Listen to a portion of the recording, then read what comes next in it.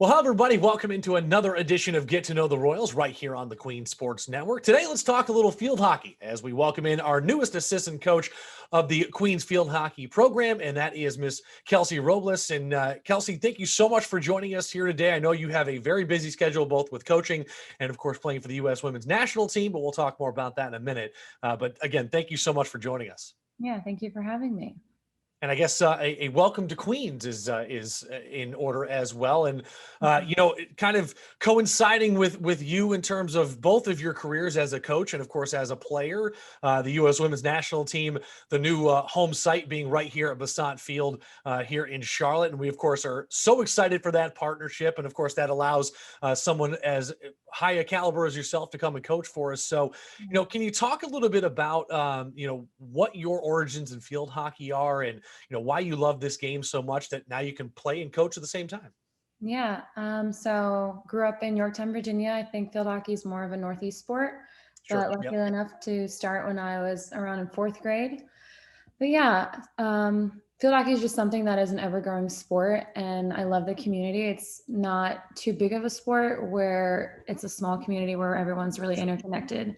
And yeah, it's just a game that I can continue to keep growing in, and it's ever-changing. Yeah. Well, now you're a goalkeeper yourself, and I know you probably obviously help out, but you got a couple of very good goalkeepers on this team to work with. That's for sure. Yeah. And I always ask this: what makes you want to stand in front of a ball being hurtled at you? You know what I mean? I always want to know what the mentality is there. Oh man, I grew up playing soccer and using my Okay, feet. Everyone else has to use a stick, and being a goalkeeper, I can use my feet. So it gotcha. was just something that came really natural to me, and I had to start getting used to being in front of a ball that came a little bit faster as I got older. So Yeah. yeah, yeah, I enjoy it. You're either the superhero or the villain as a goalkeeper, and so highs and lows, but it's something that I really enjoy. Yeah. Sure. Well, and it's one of those things that, you can embrace that role on a couple of different levels, right? And it's interesting to hear you say the soccer background, but, looking at kind of your career in general, what are some things that have really stood out to you? Of course, making the U.S. Women's National Team being one of them, but can you talk about your collegiate career a little bit and kind of, what got you to that point of being named to the national team? Yeah, I had the privilege of playing at Old Dominion University Okay. in Norfolk, Virginia. And I grew up with three sisters, really competitive. I actually got the privilege of also playing with my twin at ODU. And so that was really Awesome. exciting. Yeah.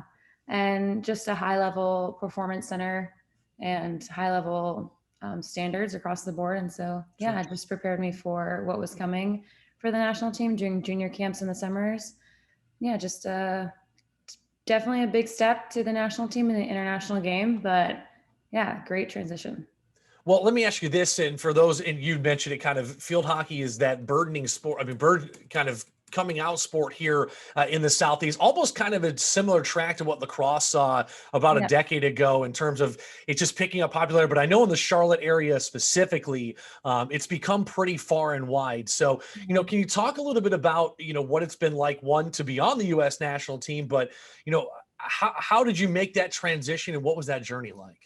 Yeah, I think one of our goals as a national team is to, or USA Field Hockey as an organization, is to grow the game. And I think Mhm. moving to Charlotte was a really big move for us and kind of to spread the Sure. sport a little bit more um, inside from the coast and also a little bit more southern. And so I really hope it just explodes from here. Gotcha. But yeah, on the national team, um, I'm sorry, I think I forgot your question. I blanked, but yeah, No, go ahead. no, no, you're fine. Just talking about kind of that transition to the national team. Of course, Okay. Yeah. when you talk about a national team, there's a sense of pride, but maybe even a little bit of a sense of, okay, there's a lot more responsibility on my shoulders Yeah. now. Yeah. So I think the jump from collegiate to international is just the speed of the game. It's so much Mhm. faster. And yeah, just as a team competing to be the best in the world is something that is a big goal, but something that we're all striving for. And I think this transition to Charlotte with Sure. a fresh team, a fresh new location, a new coaching staff is just a really big step for us in the right direction. And so, yeah, we're really excited. Can you talk about like the traveling doors? Because obviously, field hockey, a very pretty international sport, Yeah. especially overseas. How has that travel been like, and kind of what experiences has that given you?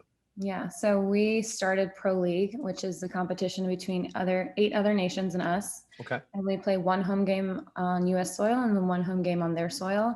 And Okay. so my first year on the team, I kind of lived on a plane. So Fair yeah, enough. got to see the world a little bit, which was a blessing, but also very about business like. And so we usually have a camp or a training session for about a week. Then we play the game. Then we have like a day off, and then we come home. Okay. So yeah, been to Asia, Europe, South America quite often. So yeah. Let me ask you this, especially because, like we said, with it being an international sport, do you think it helps you experiencing these cultures firsthand and stuff? Has that helped you now transitioning into the coaching role of being able to understand a wider array of people? Yeah, so when I was in college, I also played with international players, and so just Hmm, seeing the game across the world, you see what the Dutch do well, what the sure. Argentines do well, and being able to bring that back to the States, I think is such a big key for growing the game and accelerating the game and the skills set that we need to accelerate the game in the States. And so, Yeah. yeah, it's a really good. Yeah. What made you want to take that step into coaching? Is this your first experience coaching, or have you coached elsewhere, and then this is kind of that next step, or? Yeah. So I kind of always coached on the side. It's something Okay. that once I'm there, I'm really passionate about. And I love just the skill of being a goalkeeper. It's like I said before, it's just always growing and changing, and you never get bored. There's Yep. always a new skill that's coming up. There's a skill that you can always get better at. And there's that little piece of perfectionist that all goalkeepers or athletes Sure. love. And so a little bit dangerous, but also really just allows you to continue striving. Yeah.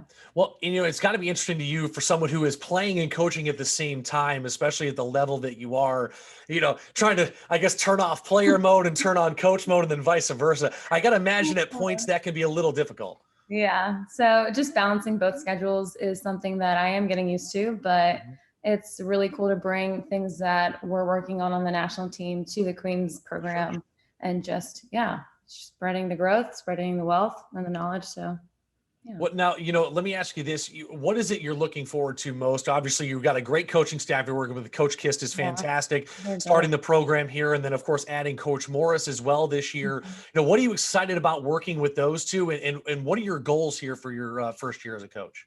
Yeah. They're just really genuine coaches and they care about the culture, they care about the skill, kind of a holistic team vibe. And yeah, I'm really excited to learn from them and yeah, just work one on one with collegiate coaches. I haven't really stepped into that um, area of coaching. So yeah, I'm hoping to bring, uh, I guess, the skills and the other perspective that international hockey has given me. And so yeah, just giving back as much as I can. Well, Coach, again, I appreciate you taking some time here and talking with us. I know you are juggling all sorts of crazy schedules right now, so I really do appreciate you carving out some time and talking with us. And of course, we'll be talking to you guys here in the upcoming weeks as the season coming up, not too far away. And I know it's nice to have a preseason, but that preseason goes by very, very quickly. So I appreciate you joining us. Best of luck here in the preseason, and of course, and we'll talk to you more as the season progresses on. Yeah. Thank you. My pleasure. All right, Coach Robles, you have a great rest of your day. Make sure you hit that like and subscribe button right down there at the bottom of your screen here as you want all the freshest content from the Queen Sports Network. Check us out on queensathletics.com. For Coach Robles, I'm Mike Glennon. You guys have a great rest of your day. And as always, go Royals.